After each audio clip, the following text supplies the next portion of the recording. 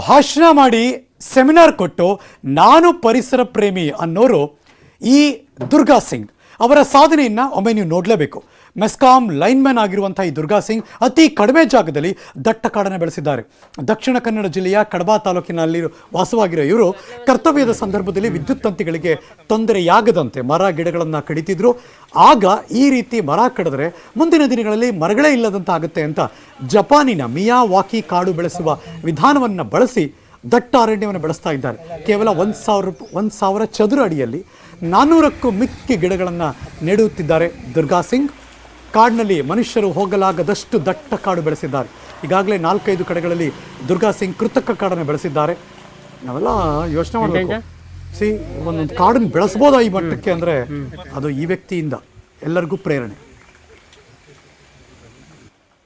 Japan ವಿಜ್ಞಾನಿ ಅವರು Miyawaki ಅವರ ಸಿಸ್ಟಮಲ್ಲಿ ಈಗ ಕಾಡು ಮಾಡ್ತಾ ಇರೋದು.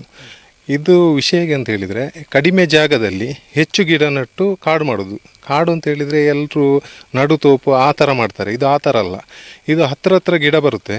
ಹತ್ತಿರ ಗಿಡ ಬಂದರೂ ಕೂಡ ಬೆಳವಣಿಗೆ ಕೂಡ ಉತ್ತಮವಾಗಿರುತ್ತೆ. ಇದು 2 ವರ್ಷ ಇದನ್ನು ಕ್ಲೀನಾಗಿ ಮೇಂಟೈನ್ ಮಾಡಬೇಕಾಗ್ತದೆ. ಮೇಂಟೈನ್ ಮಾಡಿದ ನಂತರ 2 ವರ್ಷ ನಂತರ ಮೇಂಟೈನ್ ಮಾಡುವ ಅಗತ್ಯ ಇರೋದಿಲ್ಲ.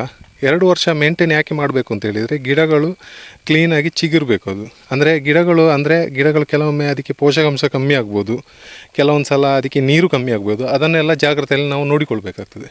ಇದು ನಮ್ಮ ಮೇಲೆ ಜವಾಬ್ದಾರಿ ಇರ್ತದೆ. 2 ವರ್ಷ ಮೇಂಟೈನ್ ಮಾಡೋದು ಇದರಲ್ಲಿ ಮುಖ್ಯ. ನಂತರ ಅದೇ ಬೆಳವಣಿಗೆ ಆಗ್ತಾ ಹೋಗ್ತದೆ. ಅದಕ್ಕೆ ಗೊಬ್ಬರ ಆಗಲಿ ನೀರಾಗಲಿ ಕೊಡುವ ಅಗತ್ಯ ಇರುವುದಿಲ್ಲ. ಹೀಗಾಗಿ ಈ ಟೆಕ್ನಾಲಜಿ ತುಂಬ ಸುಲಭ ಆಗಿದೆ. ಇದರಿಂದ ನಾವು ಇಂಥ ಕಾಡುಗಳನ್ನು ಸುಲಭದಲ್ಲಿ ಇಲ್ಲಿಗೆ ಈ ಕ್ಷಣದ ನ್ಯೂಸ್ ಮುಗಿಸಿ ನಾನು ಹೋಗಿ ಬರ್ತೀನಿ. ಮತ್ತೆ ಸಿಗ್ತೀನಿ ಮುಂದಿನ ಸುದ್ದಿಗಳಲ್ಲಿ. ಆದರೆ ಪಕ್ಕಾ ನ್ಯೂಸ್ಗೆ ನೀವು ಯಾವಾಗಲೂ ನೋಡ್ತಾ ಇರಿ News18 ಕನ್ನಡ.